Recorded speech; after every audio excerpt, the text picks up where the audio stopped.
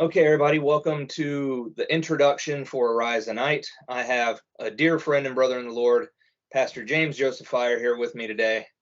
And we are going to discuss some certain topics and get into what the book is actually about, why it is written, and why it is important that I am doing the release in the manner that we are doing it now. James, do you want to introduce yourself and let these people know a little bit about you? My name is James Fire. I live in Tucson. I've been a Christian for going on 42 years this August, or I'm sorry, this June. So this month, actually, in fact, 9 more days will be 42 years. I've been a Bible teacher for a little over 30, a pastor now for almost 3. One of the pastors of Shine Bright Church in Tucson, Arizona, and I have a website. Very simple, thetruthunderfire.com, and I've been writing on that for about 12 years plus, and myself and some other writers and contributors all put that together. And so if you want to know what that's about, I'm not telling you. You'll have to go to the website because it's too involved to we want to divulge this interview for this book and not much else. So if you're curious, just go to thetruthunderfire.com and you'll see what you will see. And I highly recommend going there. I've read some of James' articles and stuff like that, and there are a few men in the Lord that I trust to give a concise, authentic, and truthful representation of events that are going on in a biblical view than Pastor James here. Thank you, sir. Well, all right. Yesterday in our phone call, we were briefly discussing some of the reasons why I'm going ahead with the book, even though it is not entirely finished, and releasing it in sections now. And to be honest, the main reason is time, the time frame that we're living in. Any people that have followed our YouTube channel over at Archangel Ministries 22 on YouTube or Rumble, or you can even reach us on Facebook at that same thing, knows my viewpoints, and I have uploaded videos about prophecies and dreams and visions that I've received from the Lord about the time span that I am firmly believing that we are in now.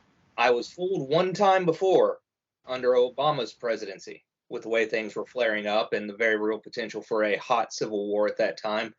But now we see the fruition of their plans, how things are coming about. We're at the point now that the frog is boiling in the water at this point. And there are people that refer to this present administration as Obama's third term, because they believe that he's really calling the shots from behind the scenes and Biden is just his hand puppet, which I find completely credible. Yeah, same here. And I mean, it's just like we were discussing earlier. You have the rise up in the left. You have right now America is experiencing a tyrannical dictatorship that is being presented and looks to take over and sabotage any rights and freedoms that the people have. We are living in a state of anarcho-tyranny, and there are plenty of examples that we can give for this. Are there any specific ones that you'd like to discuss?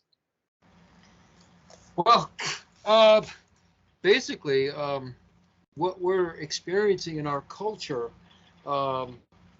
is at the behest of those that are socialist, communist, Marxists, what have you, because they're playing by the playbook by Saul Alinsky, Rules for Radicals. He was a committed Marxist socialist, and he is actually a favorite author of Obama.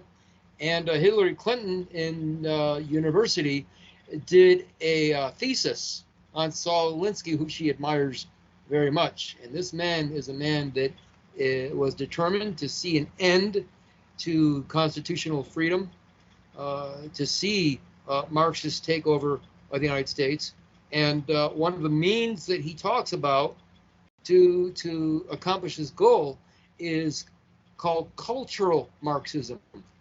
You change the culture, you change the attitudes, of people, the perspectives of people, their goals, their values. You change those, then the government will be able to step in and give the people what the people think they want.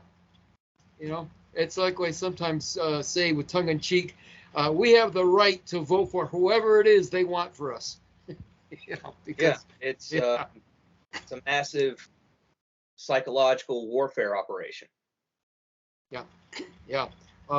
Sigmund Freud's grandson, Freud Jr.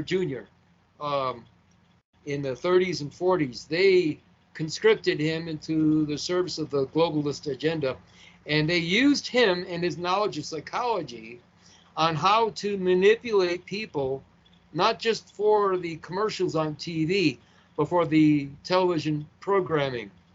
And that word programming is not used incidentally. It is a kind of programming that they are doing. And we see it. They're programming our children to think that the LGBTQ is perfectly natural and right. They're doing it in our society. They're doing it in the schools. They're doing it through entertainment. Walt Disney. I don't know if you saw the video. Ben Shapiro did this video of the Walt Disney executives and leaders. And these guys, these leaders of Walt Disney, were boasting and just exultant, exuberant that they're able to put all this gay content into their films, particularly their animated films, because they know that that's what the children gravitate toward. They're essentially made for children, and they're pumping the ideology of the LGBTQ thing into the minds of children. And of course, we understand that that flies in the face of what the Bible says about what God created. When He created them male and female. And God made the wife of Adam named Eve, not Steve, Yeah, right? So anything that goes contrary to the Bible, marks down.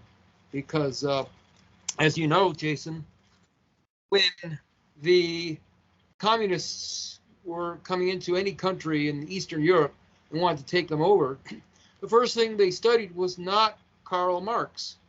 First thing that they were studying was Charles Darwin, Origin of the Species, because in order for the state to be the absolute authority, they've got to get rid of God.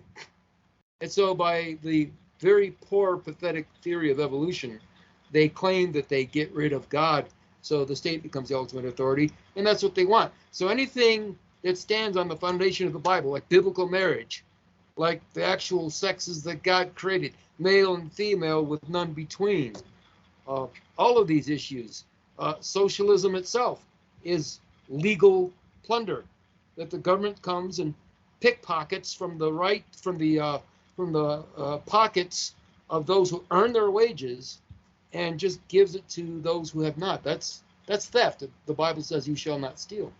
yeah. So, Well, Karl Marx himself said, and I quote, "My entire purpose in life is to destroy capitalism and dethrone God."